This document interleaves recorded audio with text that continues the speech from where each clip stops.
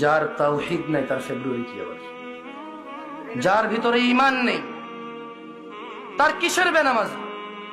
যে ঈমান বুঝে না, যে তাওহীদ বুঝে না, তার ফেব্রুয়ারি কি, বড়দিন কি, জিনা কি, ব্যভিচার কি, মদ কি, সুদ কি, মারামারি কি, হত্যা কি, দুর্নীতি কি, তাকে বুঝে তো লাভ নাই।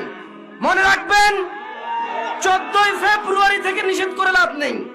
কারণ 14ই ফেব্রুয়ারি ওই সকল মানুষ যায় যারা তাদের রবকে বোঝেনি। মনে রাখবেন, আমি আজকে রবের সাথে পরিচয় করে দিয়েছি এদের।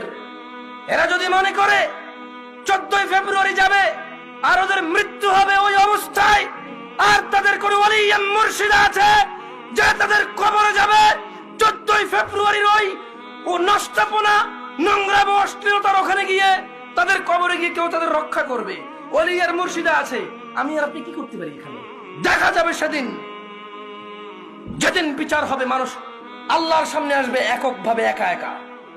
সেই দিন দেখা যাবে ইয়াউমা ইয়াফিরুল মারউ মিন আখিহি, যেদিন মানুষ পলায়ন করবে তার ভাই থেকে, ওয়া উম্মিহি ওয়া আবিহি, তার মা আর তার বাপ থেকে, ওয়া সাহিবাতি ওয়া বানি, তার ছেলে এবং তার সন্তান থেকে।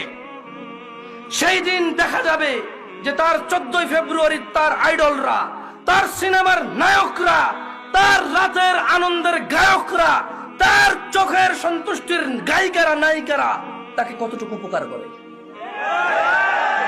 ওকে আমি 14ই ফেব্রুয়ারি থেকে নিষেধ করব না। আরে ওর ঈমানই নেই, ও মুশরিক, ও আল্লাহর সাথে শিরক করে। 14 ফেব্রুয়ারি কি আবার এখানে? কোন মুসলমান যে আল্লাহকে সম্মান করে সে যেতে পারে না সব জায়গায়।